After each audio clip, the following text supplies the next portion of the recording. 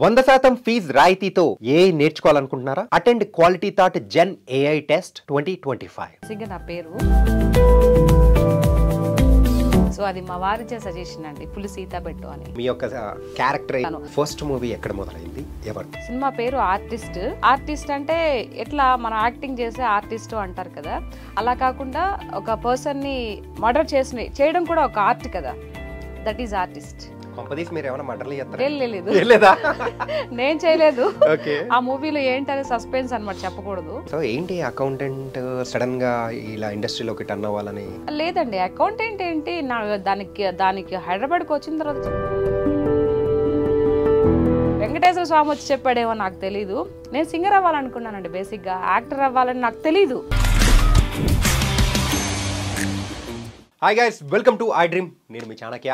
And Devara movie, F3 movie, ఇలా బోల్డ్ అనే మూవీస్లో కూడా మంచి మంచి పేరు తెచ్చుకున్న పులి సీత గారు ఇప్పుడు మనతో పాటు ఉన్నారు. మరి ఇండస్ట్రీలోకి అడుగు పెట్టి ఎన్నాళ్ళు అవుతుంది? అసలు వచ్చిన తర్వాత ఎవరికైనా కానీ బ్యాక్గ్రౌండ్ లేకుండా అడుగు పెడుతున్నారంటే ఖచ్చితంగా అది ఎంట్రీ మాత్రం అంత ఈజీగా దొరకదు. సో ఆ పడిన కష్టాలు కానీ, సర్లేండి కష్టాలు అనడం కంటే అసలు సినిమా కష్టాలంటే ఇంకా బాగుంటుందేమో. ఓకే, ఇలాంటివన్నీ కూడా బోల్డ్ అనే విషయాలు అనేది కూడా పులి సీత గారితో కూడా మాట్లాడదాం. హాయ్ అండి. హాయ్ అండి, నమస్తే. నమస్తే, ఎలా ఉన్నారు? చాలా బాగున్నానండి, మీరు ఎలా ఉన్నారు? నేను చాలా బాగున్నాను, బాగా నిండుగా ఉన్నారు. థ్యాంక్ యూ అండి. తెలుగింటి అమ్మాయి ఒక ఇల్లాలు ఎలా ఉంటుందో, సో కంప్లీట్గా మిమ్మల్ని చూస్తుంటే అలా ఉంది. మా ఫ్రెండ్కి అందాన్ని తీసుకొచ్చారు. థ్యాంక్ యూ అండి, thank you so much. So బిస్కెట్లు వేయట్లేదు? లేదు, నేను అట్లా అనుకోవట్లేదు. ఎందుకంటే ఇప్పుడు ఉండే జనరేషన్లో ఎంత ఫాస్ట్గా ఉంటారో మనకు తెలుసు, చూస్తూనే ఉంటాము. సో మనకి ఎందుకండి, ఆల్రెడీ పెళ్ళై నాకు 3 పిల్లలు ఉన్నారు, చక్కగా భర్త అత్త మామలతో హ్యాపీగా ఉన్నాను. సో అలాంటప్పుడు ఏంటంటే చాలా మందిని ఇంటర్వ్యూ చేస్తున్న టైంలో కూడా సో యాక్ట్ చేసిన వాళ్ళు చాలా మంది ఒక ట్రెండీ ఫ్యాషన్ గా కానీ, సో ఇప్పుడు ఉన్నట్టు వెస్ట్రన్ కల్చర్లో సో ఇట్లా వచ్చేవాళ్ళు. బట్ ఇలా మేము చూసి మాకు కూడా హ్యాపీ అనిపించింది, ఓ తెలియనింటి. సో అలా సో అంటే ఎవరికి వాళ్ళ ఇది ఉంటుంది కదండి. నాకు ఇలా ఇష్టం అంటే ఏదో ఎక్స్పోజ్ చేయాలి, ఏదో పెద్ద జుట్టు పోసుకొని వచ్చేయాలి, ఏదో ఒక మాదిరిగా ఉండాలి. నేను ఏ స్థాయికి వెళ్ళినా కూడా, ఇంతకన్నా తక్కువ స్థాయికి వెళ్ళినా కూడా నేను ఇలానే ఉంటాను. సో నేను నా యొక్క ఉన్నత ఇదిని నేను కోల్పోను ఇప్పటికి. సో నేను మొదటి నుంచి ఎలా నా వే ఆఫ్ డ్రెస్సెస్ కానీ ఎలా అయితే స్టార్ట్ అయిందో, నేను నా ప్రాణం పోయేంత వరకు ఇదే డ్రెస్లో ఉంటాను, ఇలానే ఉంటాను. ఏ స్థాయికి వెళ్ళినా వెళ్ళని, ఎంత స్టార్డమ్ అయినా రాని. మీ పేరు గురించి అనేటప్పటికీ కొంచెం ఇంట్రెస్టింగ్గా అనిపించింది. సో సీత గారు కాస్త పులి సీతగా మారడానికి రీజన్ ఏంటి? అది ఇంటి పేరా లేకపోతే ఏంటది? ఇంటి పేరండి. బేసిక్గా ఇన్స్టాగ్రామ్లో సీతా మహాలక్ష్మి బేసిక్గా నా పేరు. ఆ సీతా మహాలక్ష్మి అనేది చాలా లాంగ్గా ఉంది కదా, అందుకని సీత పెట్టాను. సీతానే పిలుస్తారు అందరూ. నేను సీతా మహాలక్ష్మి పెట్టుకుని అందరూ సీతానే పిలుస్తారు. ఎవరో ఇంట్లో మా అత్త మా మామయ్య వాళ్ళు వచ్చేసి లక్ష్మి అంటారు, మా అత్తమ్మ సీత అంటది. వాళ్ళకి ఇష్టం అనమాట సీతా పేరు పెట్టి పిలవడం. ఇంకా ఈ యూట్యూబ్కి ఇది ఇన్స్టాగ్రామ్ వచ్చిన తర్వాత ఇంటి పేరు పులి కదా, సరే పులి సీత అని పెడితే బాగుంటుందని ఎవరు సజెస్ట్ చేయలేదు, అది నేనే పెట్టాను. మా వారుండి సీత పులి పెట్టే కన్నా పులి సీత పెట్టవే అన్నాడు. నేను పులి సీత ముందు సీత పెట్టి తర్వాత పులి పెడదాం అనుకున్నా. ఇలా వద్దు, ముందు పులి పెట్టి తర్వాత నీ పేరు పెట్టే బాగుంటుంది అని అంటే, ఏంటి ఇంటి పేరేనా అని చెప్పేసి అన్నాడు. నువ్వు ఎక్కడి నుంచి వచ్చినా ఇదైతే నీకు ఇంటి పేరు ఇదే కదా, సర్వస్వం అంతా ఇదేనే కదా అని చెప్పేసి అన్నాడు. సో అది మా వారిచ్చే సజెషన్ అండి, పులి సీత పెట్టు అని. అంటే ఇంతకు పేరులోనే కాకుండా మీ యొక్క యాటిట్యూడ్ కానీ అది కూడా పులిలాగానే ఉంటుందంటగా, పడేయడం కానీ అలానే అనేది. ఓకే, సో ఏదైనా ఒక చెప్పినప్పుడు నాకు ఎందుకులే, చాలామంది అందరూ మనకెందుకులే, ఏదైనా ఒకటి జరుగుతుందంటే మనకెందుకులే, మన పని ఏదో మనం చూసుకుందాము అని అనుకుంటారు. మా వారు కూడా నేను ఏదైనా మాట్లాడినప్పుడు నీకెందుకే అని అంటాడు. ఇంతకు ముందు ఆయన నాలో ఉండే భావాలను చూసి, ఓహో ఈ పిల్ల ఇలా కాదు, ఏదైనా జరిగితే కళ్ళ ముందర చూడలేదు, అది ఎవరైనా మన దగ్గరికి వచ్చి రూపాయి అడిగినప్పుడు కానీ, ఎవరైనా బయట వాళ్ళు వచ్చి ఇంటి దగ్గరికి వచ్చి ఇలా ప్రాబ్లం అన్నా కానీ, ఎందుకోనండి నాకు ఆ మనసు అట్లా ఇది చెల్లిస్తుంది అనమాట, ఉండలేను. సో ఏదో ఒకటి మాట్లాడగలిగేటట్టుంటే నా సాయశక్తిలో మాట్లాడతాను. ఏదైనా హెల్ప్ చేయగలిగేటుంటే పక్కన అబ్బాయిని తీసుకొచ్చి చేస్తాను. ఇప్పుడు అప్పుల పాలైపోయావు. ఇప్పటికి ఎంత అప్పు ఉంది ఏంటి? ఇప్పుడు ప్రజెంట్ ఉందండి ఒక 3-4 lakh. ఎక్కువ అప్పులు అంటే ఎక్కువేం కాదులేండి, మామూలుగా సాధారణమైన అప్పులు. అదే మరి ఎంత ప్లస్లో ఉన్నారు? ప్లస్ ఏం లేదండి, నాకు ఎంతవరకు కావాలో నా బిడ్డల చదువులకి. సో అత్త మామకి బాగాలేదు కదా, పెద్దవాళ్ళు కదా, వాళ్ళకి ఏదైనా హెల్త్ షుగర్ అంతా ఉంటే ట్యాబ్లెట్స్కి, నా ఇంటి వరకు ఈ పొదుపులు ఈఎంఐలు ఇవన్నీ ఉంటాయి కదా, ప్రతి ఒక్క కామన్గా ఉండేటి. సేమ్ నాకు కూడా అవే ఉన్నాయి. నాకు అంతవరకు ఉంటే చాలండి, అంతకు మించి ఎక్కువ అత్యాశ కూడా నాకు లేదు, రాదు కూడా. ఓకే. సో ఇవన్నీ మాట్లాడుకున్నాం, కానీ మీ సినీ జర్నీ అనేది అసలు ఫస్ట్ దేవర మూవీ గురించి మాట్లాడుకున్నాం, ఎందుకంటే అది రీసెంట్గా మీకు మంచి పేరు అనేది తీసుకువచ్చింది.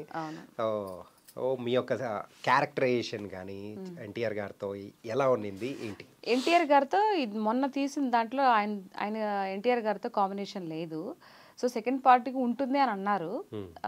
అది జస్ట్ ఇంట్రడక్షన్ లాగా అనమాట. నేను వచ్చి శ్రీకాంత్ గారితో మాట్లాడి ఏంది కుదిర్చి నిప్పెట్టినది నీ కూతురు అని చెప్పేసి ఆ అమ్మాయి మీదకి వెళ్ళి పిలుస్తూ అంటే వీళ్ళు పిలవరు. ఆ లోపల నేను వెళ్ళి ఆ డోర్ బద్దలు చేసుకుంటే అమ్మాయి స్నానం చేస్తూ ఉంటుంది. అప్పుడు ఒక మాట మాట్లాడి తిట్టేసి వచ్చేస్తాను. అసలు ఈవిడ ఎవరు, ఇక్కడికి ఎందుకు వచ్చింది, ఎందుకు ఆ అమ్మాయి మీద తిట్టింది అనేది సెకండ్ పార్ట్, నా వర్షను. తెలుగు ఫిలిం ఇండస్ట్రీలో తెలుగు అమ్మాయి ఫస్ట్ సినిమా. అండ్ దట్ నాకు కూడా ఆ అమ్మాయి మాట్లాడడం కూడా ఫస్ట్ నాతోనే, నేనే ఆవిడతో మాట్లాడడం చాలా హ్యాపీ అనిపించింది. ఇంట్రడక్షన్ షాట్ అది నెక్స్ట్ అదే ఇంటర్వెల్ తర్వాత వచ్చే ఆవిడ ఇంట్రడక్షన్. అవును, ఎస్ కరెక్ట్ మీరు చెప్పింది. ఆవిడ ఫస్ట్ ఏదైతే చూపిస్తారో అక్కడ నేను తిట్టడం అనేది చాలా హైలైట్ అయింది. ఆ సీన్ బాగుంది, ఆ స్లాంగ్ కూడా బాగుంది. ఏంటంటే కంప్లీట్ అది వైజాగ్ సైడ్ స్లాంగ్ ఏదో సంథింగ్ నిప్పెట్టినది అని అంటే అది వేరేది కదా. అంటే చిత్తూరు ఏందే నిప్పెట్టినది, నిన్న మా కాబోయే అల్లుడు బట్టలు అదికివ్వడానికి పోతే నీ కూతురు తంగ కనిపించి సిగ్గుపడుతూ ఓరకంటతో చూసి నవ్విందంట. మీ తంగ కాడంటే ఇష్టం ఉందేమోనని రేపు పెట్టుకోవాల్సి రకాల కొద్ది రోజులు వాయిదా ఇవ్వమంటున్నాడు. ఈరోజు అటు ఇటు తేలిపోవాలి, పిలువు నీ కూతుర్ని. అది ఏ స్లాంగ్ చెప్పడం కూడా కొంచెం కష్టం చెప్పడం. అంటే వాళ్ళు అదేగే చెప్పారు. నాకు ఏదైనా చెప్పారు అంటే అది టక్కన పట్టుకుంటాను నేను, అది నాకు కష్టమే లేదు. డైలాగ్స్ వర్షన్ వస్తే మటుకు సమస్య లేదు, నేను చాలా తొందరగా నేర్చేసుకుంటాను. ఒకసారి నేర్చుకున్నానంటే ఇంకా బ్రెయిన్లో నుంచి పోదు అది. ఓకే. అంటే ఈ దేవర్ మూవీ గురించి ఓకే, అంటే F3లో మాత్రం మీకు మంచి పేరు వచ్చింది కదా. అవును, వెంకట్రావు పెళ్ళ ఇప్పుడు కూడా అంటారు. నేను ఏదన్నా యూట్యూబ్లో లైవ్ అట్ట చేసినప్పుడు అయ్యో వెంకట్రావు పెళ్ళని చూసాను, నాకు బాగా ఇది వచ్చింది. ఎక్కడికి వెళ్ళినా కూడా వెంకట్రావు పెళ్ళం వైఫ్ క్యారెక్టర్ వెంకట్రావు పెళ్ళని చూసాము. అది అంటే ఒక మనిషి డైలాగ్ మాట్లాడకుండా జస్ట్ ఓన్లీ విత్ ఎక్స్ప్రెషన్స్. అప్పుడు వెంకటేష్ గారు నేను వెంకట్రావు పెళ్ళని చూసాను బాయ్ అన్నప్పుడల్లా ఇలా పెట్టుకుని ఇలా ఇలా పెట్టి ఫైట్ సింగ్తో ఇలా పెట్టి సిగ్గుపడటం అనేది అది చాలా బాగా, అది credit goes to Anil Ravipudi sir. ఆయన ఒక్కొక్క క్యారెక్టర్ని అలా ఇది చేస్తారనమాట.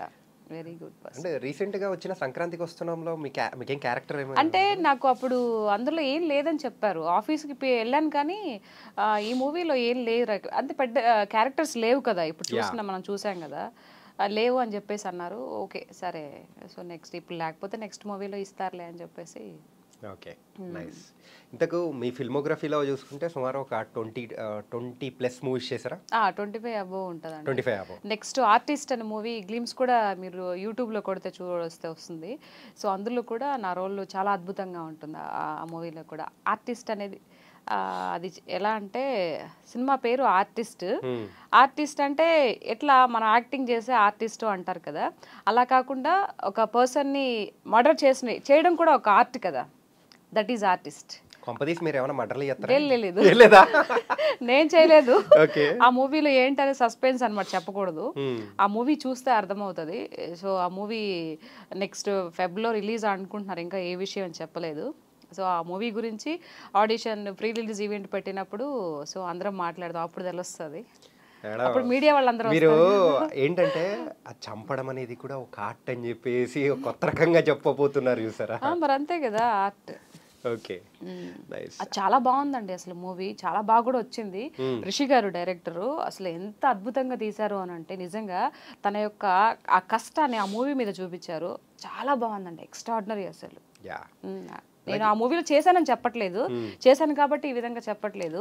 మీరు ఒకసారి చూడండి, పెట్టున్నారు అందరు యూట్యూబ్. మీరు ఆ లైన్ చెప్పేటప్పటికే అరే నాకే విచిత్రంగా అనిపించింది. అవును కదా, అరే ఏంటిది, అవును దాన్ని కూడా ఆర్టే అంటారు కదా అని ఒక రకంగా ఒప్పుకోవాలనిపిస్తుంది, కానీ ఒప్పుకోకూడదు. ఒప్పుకోకూడదు, కానీ అది ఏంటి అనేది మీరు ఆ మూవీ చూస్తే అర్థమవుతుంది. ఏంటబ్బా ఇతను ఆర్టిస్ట్ అని మూవీ పెట్టాడు, అన్ని మర్డర్స్ ఉన్నాయి, ఏంటి అసలు ఏంటి కథ అని దాని లోపలికి వెళ్ళినప్పుడు తెలుస్తుంది అద్భుతాలన్నీ. అస్సలు ఎంత బ్రెయిన్ అండి డైరెక్టర్ గారికి. అవి ఎట్లా రాసాడా ఈ మనిషి అన్నట్టు అనిపించింది నాకు. ఇంత స్పష్టంగా ఇప్పుడు చాలా మంది డైరెక్టర్లు చాలా పెద్ద సినిమాలు తీస్తూ ఉంటారు, కానీ ఇప్పుడు వస్తున్న అప్కమింగ్ డైరెక్టర్లో ఇతను అసలు వేరే లెవెల్ అండి టాలెంట్. అస్సలు నాకే ఓకే సరే రేపు ప్రజలు చెప్తారు ఏ విషయమైనని, ఎక్కువ చెప్పకూడదు. అద్భుతం. మీరు ఫస్ట్ మూవీ ఎక్కడ మొదలైంది, ఎవరితో? నా ఫస్ట్ పిక్చర్ వచ్చేసి జై జానకి నాయక, మా డైరెక్టర్ బోయపాటి సార్ మాట్లాడారు అనమాట. వెళ్ళాను, వెళ్తే అక్కడ లోపల సార్ ఉన్నారు అని అంటే ఫస్ట్ టైం కదా, ఇదేంటి చిన్న యాక్టర్లు కూడా పెద్ద డైరెక్టర్లు కలుస్తారా, అప్పటికే ఆయన స్టార్డమ్ ఇది ఉంది. నా ఫస్ట్ పిచ్ జై జానకి నాయక. అది వెళ్ళంగానే నమస్తే సార్ అంటే నమస్తే అమ్మా, ఎక్కడ ఏ ఊరు అని చెప్పేసి అడిగారు. సార్ సోన్ అని చెప్తే కూర్చోమ్మా, యాక్టింగ్ ఇంతకుముందు చేశారా ఏంటి అంటే నాకు ఏమీ తెలియదు సార్, ఇదే ఫస్ట్, ఎవరో చెప్తే ఇట్లా కొత్త వాళ్ళకే ఇస్తున్నారంట అవకాశం అని చెప్తే ఇలా వచ్చాను అంతే సార్ అంటే, ఆహా అచ్చా అచ్చా అవునా, ఇంతకుముందు ఏం చేస్తున్నా అంటే నేను అకౌంటెంట్గా జాబ్ చేస్తున్నాను సార్ అని చెప్పాను. చెప్తే అవునమ్మా ఓకే, ఏదన్నా డైలాగ్ చెప్తారా అంటే అప్పుడు ఒక డైలాగ్ చెప్పాను, ఏమంటివి అని డైలాగ్ చెప్పాను. అది సారు ఎక్స్ప్రెషన్స్ ఏమీ లేవు, వింటా ఉన్నాడు. అయిపోయిందా అన్నాడు. అయిపోయినాక ఓకే బాగా చెప్పావు అని చెప్పేసి అన్నారు. ఓకే మీ నెంబరు మీ ఫోన్ నెంబర్ అక్కడ ఇచ్చేసి వెళ్తే మీకు కాల్ వస్తుంది చెప్తానమ్మా అన్నాడు. సో నాకు ఫస్ట్ అట్లా ఆయన ఒక మంచి మనసుతో నాకు ఒక అవకాశం ఇవ్వడం జరిగింది బోయపాటి గారు. సచ్ ఏ గుడ్ పర్సన్ అండి, వెరీ గుడ్. సో సార్ మిమ్మల్ని జై అని అలా ఇంట్రడక్షన్ ఇచ్చారనమాట మీకు. బాగుంది, పెట్టిన ఒక్క సీన్ అయినా ఒక్క సెకండ్ అలా వచ్చినా కూడా బాగుంది. నా ఫస్ట్ ఎక్స్పీరియన్స్ అనమాట అది. First experience. అమ్మని మర్చిపోలేను, ఆవు పాలను మర్చిపోలేను, అట్లా బోయపాటి సార్ని కూడా మర్చిపోలేను. అసలు అద్దరగొట్టేశారు అసలు. ఈ ఒక్కడ ఇలా మామూలు రిపీట్లో లూప్లు వేసుకుంటారు. నిజంగా అంతే కదండి, నాకు ఫస్ట్ అవకాశం ఇచ్చింది తను సారు. నాకు యాక్టింగ్ రాకపోయినా ఫస్ట్ టైము ఆయన చెప్పి చేయించుకున్నారు అక్కడ ఆ లొకేషన్లో. అట్లా మనకు అవకాశం ఇవ్వడం అనేది చాలా గొప్ప విషయం. అంటే ఇలా మూవీస్ సో చేస్తూ ఉన్నారు. సో బిఫోర్ అయితే అకౌంటెంట్. ఓకే. సో ఏంటి అకౌంటెంట్ సడన్గా ఇలా ఇండస్ట్రీలోకి టర్న్ అవ్వాలని? లేదండి, అకౌంటెంట్ ఏంటి నా దానికి హైదరాబాద్కి వచ్చిన తర్వాత చాలా ఉండే. వెల్లంకి స్వీట్ హోమ్స్లో నేను సేల్స్ గర్ల్గా, అంటే అన్ని బ్రాంచెస్ వాళ్ళకి 3-4 బ్రాంచెస్ ఏమో ఉన్నాయి వెల్లంకి, వాళ్ళకి మీకు తెలిసే ఉంటుంది వెల్లంకి స్వీట్స్ అని. అందులో నేను బ్రాంచ్ మేనేజర్గా అక్కడ మేనేజర్గా పనిచేశాను, తర్వాత సేల్స్ గర్ల్గా పనిచేశాను. అక్కడి నుంచి కొన్ని అనివార్యమైన కారణాల వల్ల వాళ్ళు తీసేస్తే అక్కడి నుంచి అంటే వాళ్ళు అన్నారు అంటే ఏంటి అని అంటే మమ్మల్ని కాదని ఎలా చేయగలుగుతారు, ఎలా బతకగలుగుతారు అని అంటే, నేను తప్పు చేయనప్పుడు ఇప్పుడు తల వంచుకోను, నేను తప్పు చేస్తే తలదించుకుంటా. వాళ్ళు ఎవరైనా సరే నాది మిస్టేక్ అయిపోయిందని క్షమించండి అని చెప్తాను. నేనే తప్పు చేయకుండా పడాలంటే నా వల్ల కాదు. ఓకే అని చెప్పేసి 11:30 అప్పుడు అయితే వెళ్ళిపోండి అమ్మా అని చెప్పేసి అన్నారు. వచ్చాను, వచ్చి మాదాపూర్ కావూర్ హిల్స్ బస్ స్టాండ్లో కూర్చొని కళ్ళ నిండా నీళ్లు. సో చిన్నపిల్లలు అప్పుడు మేము అమ్మవారు మేము హైదరాబాద్కి వచ్చేసరికి కొంచెం ఊర్లో ఇంట్లో కొన్ని ప్రాబ్లమ్స్ వల్ల హైదరాబాద్ రావడం జరిగింది. వచ్చిన తర్వాత ఇలా వచ్చిన తర్వాత అయ్యో ఫుడ్ పెట్టే జాబ్ పోయిందే ఎలా అని చెప్పేసి అనుకుంటున్న నేపథ్యంలో అక్కడికి ఒక బస్సు వచ్చింది. సో ఇంటికి వెళ్ళడం కోసం కావూర్ బస్ స్టాండ్ లో అక్కడ మాదాపూర్ కావూర్ హిల్స్ అక్కడ ఎక్కాను. ఎక్కిన తర్వాత ఒక అమ్మాయి డ్రెస్ వేసుకొని ఉంది. ఏందబ్బా ఈ అమ్మాయి డ్రెస్ వేసుకుని ఉంది, ఎక్కడ పని చేస్తుంది ఏంటని పోయి అమ్మాయిని అడిగా, ఎక్కడ పని చేస్తున్నావు అని, సౌత్ ఇండియా షాపింగ్ మాల్లో సేల్స్ గల్గా చేస్తున్నాను అక్క అని అంటే, మాకు ఇస్తారా అవకాశం ఉంటుందంటే ఎందుకు రక్క ఇస్తారని చెప్తే నెక్స్ట్ డే వెళ్తే ఇక్కడ మన గచ్చిబౌలి సౌత్ ఇండియా షాపింగ్ మాల్లో సేల్స్ గర్ల్గా జాయిన్ అయ్యాను. నా శాలరీ 7,500 ఫస్ట్. ఇక్కడ ఉన్నప్పుడు 10,000 ఇచ్చేవాళ్ళు, అక్కడికి 7,000 అయినా కొంచెం తగ్గిపోయింది, అయినా పర్వాలేదు. ఇదంతా ఒక 10 years బ్యాక్, 11 years బ్యాక్ జరిగింది ఇది. ఇప్పుడు నేను వచ్చి 9.5 years అవుతుంది కదా ఇండస్ట్రీకి వచ్చి. సో దానికి ముందు జరిగినాయి అనమాట, 12 years అవుతుంది. ఆ తర్వాత అక్కడి నుంచి సేల్స్ చేస్తా ఉంటే వాళ్ళు అక్కడ రాజుగారు వీళ్ళందరూ ఉన్నారు కదా, south India RS brothers owners ఉంటారు కదా, వాళ్ళు ఈ అమ్మాయి బాగా మాట్లాడుతుంది, అసలు ఏం అప్పటి వరకు నేను ఏం చదువుకున్నా ఎవరికి తెలియదు అనమాట. సేల్స్ గర్ల్గా నేను ఎంతవరకు చేయగలుగుతా, నేను 5లోనే ఉండిపోయా. అడిగినప్పుడు ఇట్లా సోర్ అని చెప్తే, ఇట్లా ఇంత చదువుకొని ఇక్కడ ఎందుకు అమ్మాయి నువ్వు, నీకు కంప్యూటర్ వచ్చానని చెప్పేసి అంటే వచ్చు సార్ అని చెప్పాను. ఆ తర్వాత ఇంకా అక్కడ వచ్చి నేర్చుకున్న తర్వాత వాళ్ళు టాలీ వచ్చానంటే నేర్చుకుంటాను సార్ అని చెప్పేసి పక్క నేర్చుకొని ఒక పక్క జాబ్ చేస్తూనే సేల్స్ గర్ల్గా చేస్తూనే టాలీ నేర్చుకొని ఆయనకి సర్టిఫికేట్ ఇచ్చిన తర్వాత నన్ను అకౌంట్ సెక్షన్లో అకౌంటెంట్గా జాయిన్ చేసుకున్నారు. RS brothers retail company private limited ఉంది కదా సనత్ నగర్లో. సో అక్కడ నేను ఎదిరినప్పుడు అక్కడికి వీళ్ళు యాడ్స్ వాళ్ళు వస్తూ ఉంటారు కదా, అక్కడ ఒక డైరెక్టరు చూసి నేను ఉన్నప్పుడు ఈ అమ్మాయి బాగుంది, హోమ్లీ లుక్ ఉంది, మూవీస్లో ట్రై చేయొచ్చు కదా అన్నారు. అక్కడ పడింది బీజం. సాక్షాత్తు వెంకటేశ్వర స్వామి వచ్చి చెప్పాడేమో నాకు తెలీదు. నేను సింగర్ అవ్వాలనుకున్నానండి, బేసిక్గా యాక్టర్ అవ్వాలని నాకు తెలీదు. అనుకుంటే ఆయన చెప్తే నాకు తెలీదు సార్ అంటే, అట్లేంటి మేడం ఇప్పుడు పలానా బోయపాటి గారు డైరెక్టరు అందరికి అవకాశాలు ఇస్తున్నారు, కొత్త వాళ్ళకి ఒకసారి వెళ్ళండి అని చెప్పేసి చెప్పారు. అప్పుడు ఆ నెంబర్ ఇస్తే అక్కడి నుంచి అక్కడ కో డైరెక్టర్ రమణ గారు ఉండే, ఆయనకి కాల్ చేయడం జరిగింది. కాల్ చేస్తే అక్కడికి వెళ్ళాను. అది నా జర్నీ. సో ఫస్ట్ మీరు అంటే మన జై జానకి నాయక మూవీకి తీసుకున్న రెమ్యునరేషన్ ఎంత? అప్పుడు 4,000 ఏమోనండి. 4,000 పర్ డే. ఓకే. ఎన్ని డేస్ చేశారు షూట్? అది మొత్తం 7 డేస్ 8 డేస్ చేసాం. ఓకే. అంటే మీరు చేసే ఆర్టిస్ట్ అంటే మీరు చేసే రీల్స్ బాగా ఫేమస్ అంట కదా? ఏమోనండి, అది మీరు చెప్పాలి. అంటే అదే, సో మీరేమనుకుంటున్నారు అంటే ఫాలోవర్స్ వైజ్ కానీ ఎవ్రీథింగ్? అంటే రీల్స్ చేస్తాను కానీ నాకు డాన్స్ చేయడం రాదు. ఒకవేళ వచ్చినా కూడా నేను డాన్స్ చేయడం నాకు ఇష్టం ఉండదు. నేను ఏదైనా ఒక పాట హావభావాలు నా ఫేస్ ఎక్స్ప్రెషన్లో చూపిస్తా. చేతులు మొహం ఇంతవరకే ఉంటుంది, ఎక్కువ నేను డాన్స్ వేసి చూపించను. అందరు చాలామంది అంటారు ఏంటి డాన్స్ వేయచ్చు కదా, అన్నిటికీ ఒకటే ఎక్స్ప్రెషన్ అంటే, ఒక్కొక్క పాటకి ఒక ఎక్స్ప్రెషన్ ఉంటుంది. కళ్ళతోనే ఎక్స్ప్రెషన్ చేయడం అనేది నాకు ఇష్టం. అట్లా చేయడం స్టార్ట్ చేశాను, అవి బాగా ఇదయ్యా. అందుకే వెంకటరావు పెళ్ళం అనేటప్పటికి బాగా ఎక్స్ప్రెషన్ చూపించారు, అదే కడుపుబ్బా నవ్విచ్చేసారు మీరు. అది చాలా బాగా ఇదైందండి.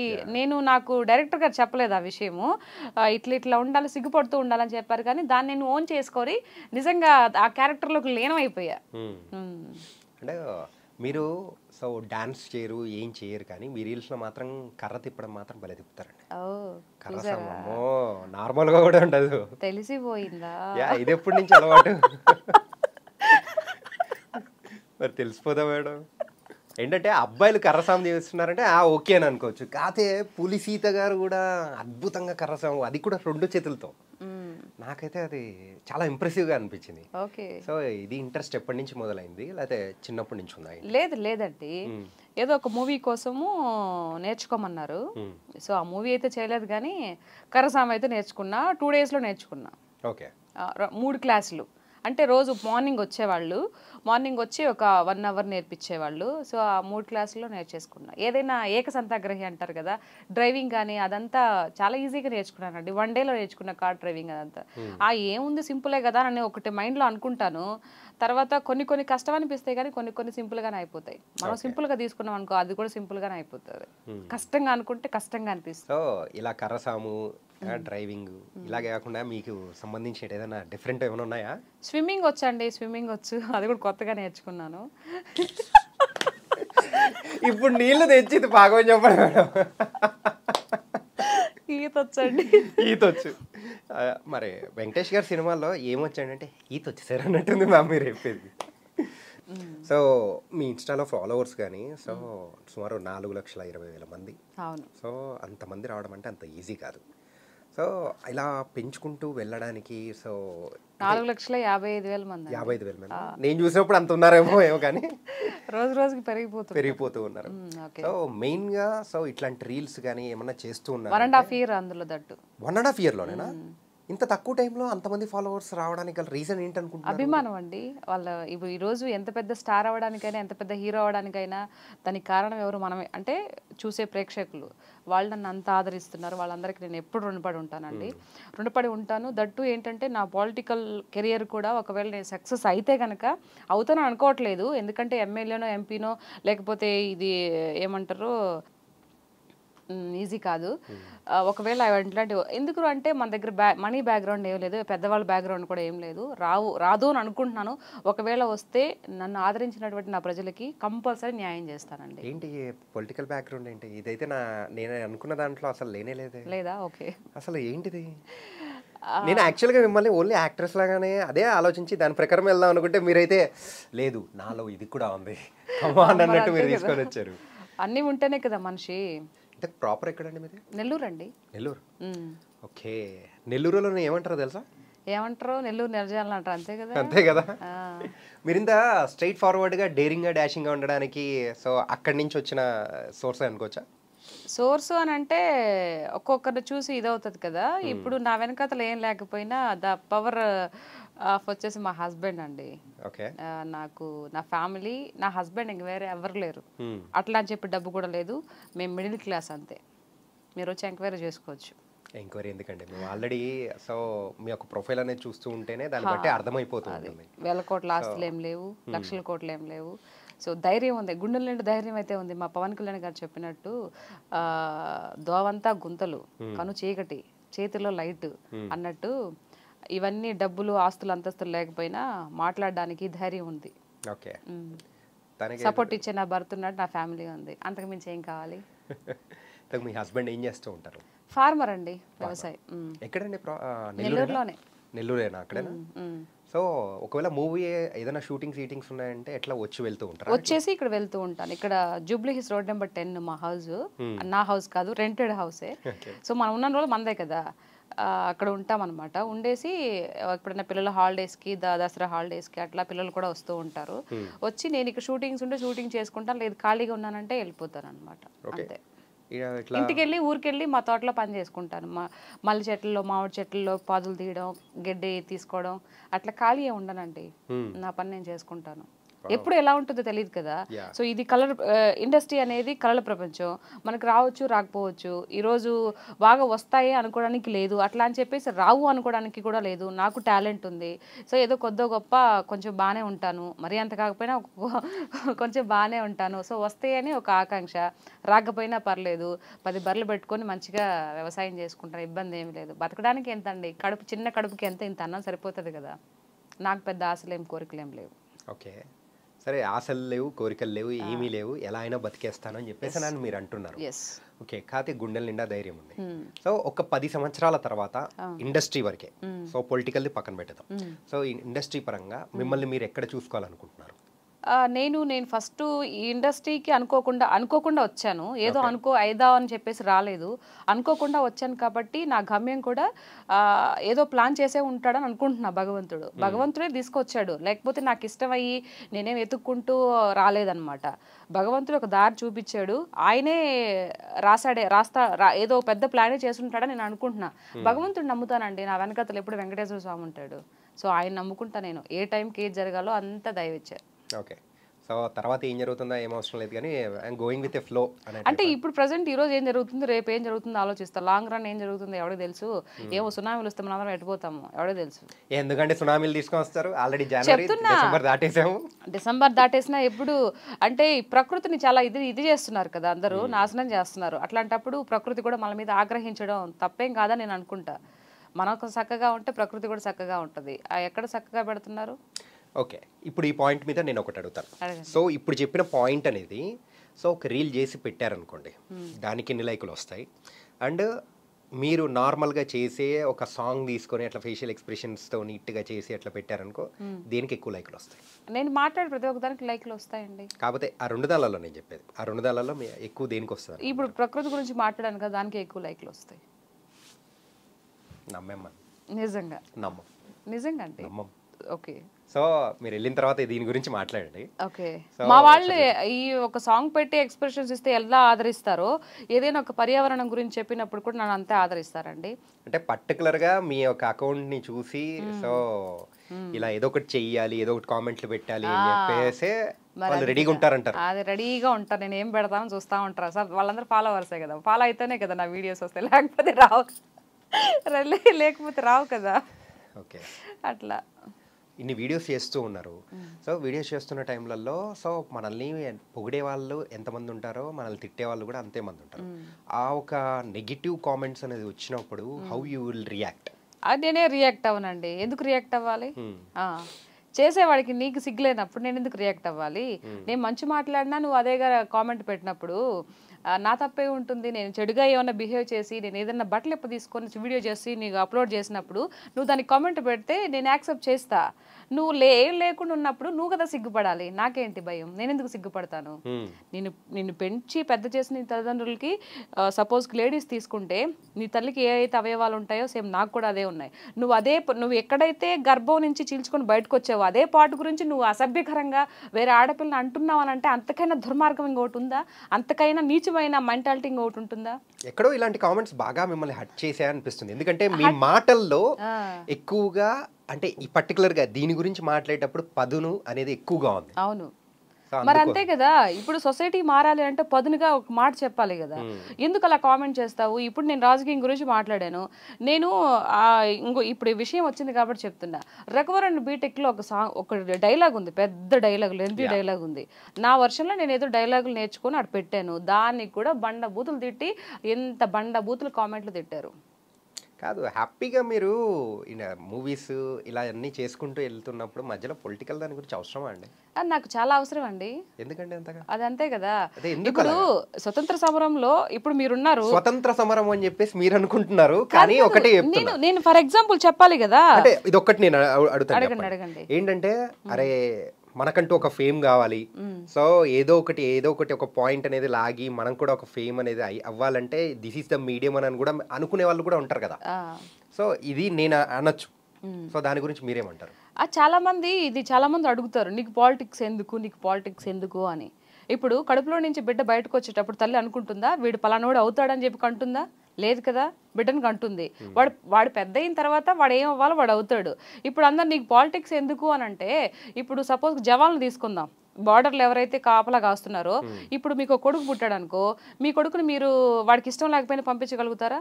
దానికి ఆ ప్యాషన్ ఉంటేనే, అతని ఇష్టం ఉంటేనే పంపిస్తారు. కొందరు ఏంటంటే నా బిడ్డలు కాదు పక్కింటి బిడ్డ వెళ్తే బాగుండు అని అనుకుంటారు. సో అక్కడ ఉండి ఇది చేయాలంటే ఏ టైం ఎలా జరుగుతుందో తెలియదు కాబట్టి ఇది అక్కడ ప్రాణాలు కూడా పరిస్థితి వస్తుంది కాబట్టి అలా అనుకుంటారు. కానీ ఇప్పుడు అలా అందరూ అనుకొని ఉంటే ఈరోజు జవాన్లు ఉండేవాళ్ళ కాదు కదా.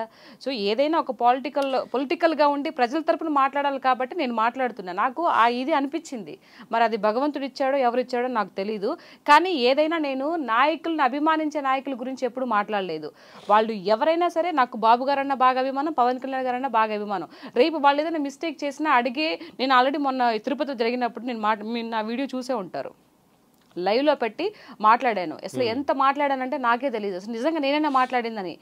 అభిమానం పక్కన పెట్టాలి, అభిమానం ఉంటుంది.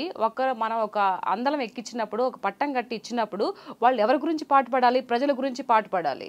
లేదు మా పాటికి మేము ఉంటాము, మేము దేవుణ్ణి చూడాలి అని అంటే సపరేట్గా వీళ్ళకి ఏంటి వెనక ఎతల ఎవరు ఉంటారు, గన్ మ్యాన్లు వీళ్ళందరూ ఉన్నారు అని అంటే ప్రజలకు ఎవరు గన్ మ్యాన్స్ వస్తారు, ఎవరిస్తారు? ఆ విధంగా అవన్నీ నాకు భావాలు ఉన్నాయి కాబట్టి నేను మాట్లాడుతున్నా. ఆ భావాలు ఏమి లేవు, 2 రీల్స్ చేసుకుంటానే హ్యాపీగా నాకు ఫాలోవర్స్ వస్తున్నారు, ఏదైనా 4 మాటలు మాట్లాడేస్తాను అని అనుకుంటే నేను హ్యాపీగా బ్రతకొచ్చు. కానీ నాకు ఎందుకు అట్లా అనిపించట్లా, నా మైండ్లో ఏదో రన్ అవుతుంది. అది మాట్లాడమని చెప్తున్నారు నాకు, ఎవరో చెప్పట్లా, నాకు లోపల చెప్తుంది. ఎందుకు మాట్లాడకూడదు, నేను ఎందుకు వాయిస్ రేస్ చేయకూడదు, ఓటేసే హక్కు నాకు ఉంది కదా, ఎందుకు మాట్లాడకూడదు, మీకు పాలిటిక్స్ ఎందుకు అంటారు, ఎందుకు మాట్లాడకూడదు? ఇప్పుడు మీరు క్వశ్చన్ అడిగారు కదా, పాలిటిక్స్ మీకు ఎందుకండి అని అన్నారు. నేను ఎందుకు మాట్లాడకూడదని మీరు నాకు రీజన్ చెప్పండి. ఎందుకు మాట్లాడకూడదని కాదు, సో ఎందుకు ఇంట్రెస్ట్ అనేది నేను అడుగుతున్నాను. మీరు ఏమన్నా పాలిటిక్స్ ఎందుకంటే శుద్ధంగా రీల్స్ చేసుకోవచ్చు కదా అన్నారు. ఇప్పుడు హ్యాపీగా ఒక మూవీ ఇండస్ట్రీ సైడ్ ఇట్లా వెళ్ళాలి అని అనుకున్నప్పుడు, లేదు నాలో ఒకరు ఉన్నారు సో వాళ్ళు మాట్లాడిస్తున్నారు అని అన్నప్పుడు దట్స్ యువర్ ఇంట్రెస్ట్. సో అట్లాంటప్పుడు ఎవరు అడగడానికి లేదు. ఏంటంటే మనం ఉండేది భారతదేశంలో వాక్ స్వాతంత్రం అనేది కూడా ఉంది. అట్లాంటప్పుడు మీకు అది ఇంట్రెస్ట్ కాదే. నాకు ఒకటి అనిపించేది ఏంటంటే, మెయిన్ గా మీరు సో ఒక పార్టీలో ఏమన్నా ఉన్నారా? ఇప్పుడు లేదండి, పార్టీలో అయితే ఏం లేరు. సో పార్టీలో లేరు కాబట్టి ప్రజల పక్షాన మాట్లాడుతున్నారు. సో ప్రజల్లో ఒకరిలాగా మాట్లాడుతున్నారు. తొందరలో ఏదో ఒక పార్టీ కండువా కప్పుకోబోతున్నారని, అంటే లైక్ స్పోక్స్ పర్సన్ గా కూడా ఒక 10 years తర్వాత చూస్తామేమో అన్నట్టు మీ యొక్క జర్నీ అనేది ఆ వైపు అనిపిస్తూ ఉంది. అవునండి, అంటే రావచ్చేమో, దాన్ని మనకు తెలియదు. నేను ఈ పాయింట్ 10 years లో మిమ్మల్ని మేము ఇండస్ట్రీలో ఎక్కడ చూడొచ్చు అని అనుకుంటే బదులు మిమ్మల్ని ఎక్కడ చూస్తే బాగుంటుంది అనే దానికి ఇదే అనిపిస్తుంది. అవునా? ఓకే, మేబీ అది రాతలు రాసి పెట్టుంటే వస్తుందేమో, తెలియదు కదా. మీ యొక్క జర్నీ అలాగే ఉంది కదా. తెలియట్లేదండి నాకు. లేదు లేదు లేదు లేదు మీరు చెప్పాలి సీత గారు. ఏంటంటే మీరు అంటే మీ మాటలు కానీ సో మీరు చెప్పే సమాధానం కానీ కంప్లీట్గా ఇటువైపే ఉంది. ఓకే. నేను మీతో కూర్చొని ఇంటర్వ్యూకి ఒక పర్సెప్షన్లో వస్తే మీరు నా పర్సెప్షన్ కంప్లీట్ చేంజ్ చేసేసారు. Okay. So is it true or not? అంటే రాజకీయం వైపు అడుగులు వేయాలని ఉందా లేదా? అంటే నేను తెలియకుండా దీంట్లోకి అడుగు పెట్టాను. ఇప్పుడు తెలిసిన తర్వాత ఏదైతే అది అవుతుంది. వెనక్కి నేను గివప్ అవ్వను, తీసుకోను. వెనక్కి వచ్చే అలవాటు నాకు లేదు. అది ఏదైనా సరే తాడో పేడో అంటారు కదా, చావైనా బ్రతికైనా ఒక అడుగు వేసాను కాబట్టి ఇంక అలాగే ముందు అడుగు వేస్తాను. నా వెనక నాకు ఎవరైనా సపోర్ట్ వచ్చినా పర్వాలేదు, రాకపోయినా పర్వాలేదు, నేను ఎవరినైనా విమర్శిస్తానండి. అది అభిమానించే వాళ్ళు కాదు, అభిమానించని వాళ్ళు కాదు, ఎవరినైనా మాట్లాడతాను. రేపు ఒకవేళ నన్ను మెచ్చి నిస్వార్థంగా నన్ను మెచ్చి ఈ అమ్మాయి బాగా మాట్లాడుతుంది, ఈ అమ్మాయి ఉంటే బాగుంటుంది అని ఎవరైనా నాకు చెయ్యి ఇస్తే కనుక నా వాయిస్ని ఇంకా బాగా పెద్దగా వినిపించడానికి ట్రై చేస్తాను. కానీ ఎవరైనా కానీ మిమ్మల్ని తిట్టేవాళ్ళు సో వాళ్ళ కామెంట్స్ రూపంలో చేసిన వాళ్ళు మేము అంటే ఆల్రెడీ మన మాటల ద్వారా వచ్చేసింది. కాకపోతే సో డైరెక్ట్ ఎవరైనా కానీ మీ మీద దాడి కానీ సో మిమ్మల్ని డైరెక్ట్గా తిట్టడం కానీ ఇలా జరిగిందా? డైరెక్ట్గా ఎవరు తిట్టలేదు. ఒకసారి ఫోన్ కాల్ వచ్చింది, ఒక ఫోన్ కాల్. అది వెంకటగిరి, నెల్లూరు దగ్గర వెంకటగిరి ఆ ప్రాంతం నుంచి వచ్చింది. అయితే వాళ్ళు అన్నారు, మీరు పిల్లల గురించి అదే అప్పుడు మర్డర్లు రేపులు అవి జరుగుతున్నాయని చెప్పేసి ఒకటి టీడీపీ వచ్చినాకనే, ఇప్పుడు నీ కూతురు ఎక్కడ చదువుతుందో మాకు తెలుసు, తను కూడా తీసుకెళ్ళి ఏమన్నా చేస్తే నువ్వు చెప్పగలుగుతావా, మీ వాళ్ళు వస్తారా, మీ అన్నయ్య ఏదైతే పవన్ కళ్యాణ్ గారు వస్తారా, మీ బాబు గారు వస్తారా అని చెప్పేసి అడిగారు. నేను దానికి సమాధానం చెప్పాను. ఓహో ఇట్లా వచ్చావా, సరే నా కూతుర్ని ఏదో చేస్తావు అని నువ్వు చెప్తున్నావు కదా, నువ్వు ఆ మాట చెప్పడం వల్ల భయపడిపోయి అయ్యో నేను ఇంక మాట్లాడను అని అంటాను అనుకున్నావేమో, అదంతా ఏం కాదు. నిజంగా నా బిడ్డ తలరాత్రలో జరిగి ఉంటే దాన్ని ఎవరు ఆపలేరు. నేను మాట్లాడినంత మాత్రానే విధిరాతను ఎవరు మార్చలేరుగా. ఇప్పుడు ఎవరి చేతుల్లో ఎవరి ప్రాణం పోతుంది అనేది దైవేచ్ఛ, చెప్పలేం కదా అది. సో నిజంగా ఆ విధంగా జరిగి ఉంటే దానికి నేనేం చేస్తాను చెప్పండి. నేను మాట్లాడినా అవుతుంది, మాట్లాడకపోయినా అవుతుంది. ఓకే. సో తొందరలో మిమ్మల్ని అంటే మీకు ఎమ్మెల్యే ఇష్టమా, ఎంపీ ఇష్టమా? నాకు అవి ఏది వస్తుందో తెలియదండి. అంటే రావడం మాత్రం పక్కా అని కూడా నేను ఎలా చెప్తానండి. అంటే ఏది వస్తుందో తెలియదు అన్నప్పుడు ఏదో ఒకటి వస్తుందని అనుకోవచ్చు కదా. అంటే ఏదో ఒకటి వస్తుంది అని అంటే మనము ప్రజల పక్షాన మాట్లాడుతున్నప్పుడు ప్రజలకి ఏదో చేయాలని ఒక బలమైన సంకల్పం మనకు ఉన్నప్పుడు అది ఎలా వరుస్తుందో మనం చెప్పలేం కదా. ఎమ్మెల్యేగా వరుస్తుందో, ఎమ్మెల్సీగా వరుస్తుందో, ఎంపీగా వరుస్తుందో మనం చెప్పలేం కదా. అండ్ దట్ మనం అంతగా అనుకోవడానికి మన వెనకాతల వేల కోట్లు లేవు కదా. నేను ఒక 10 కోట్లు పడేసి అవ్వతాను, నాకు ఎందుకు లేదు, డబ్బు ఉంది వెనకాతల అని చెప్పేసి అనుకునే ఒక ఇది ఉంటుంది.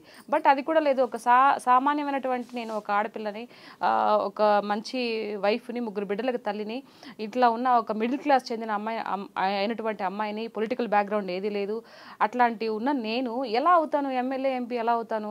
ఒకటి చెప్పనా అండి, నిస్వార్థంగా ఎవరైనా అవకాశం ఇస్తే తప్పితే. ఏంటంటే 1000 కోట్లు ఇట్లా అని చెప్పేసి మీరు అంటున్నారు.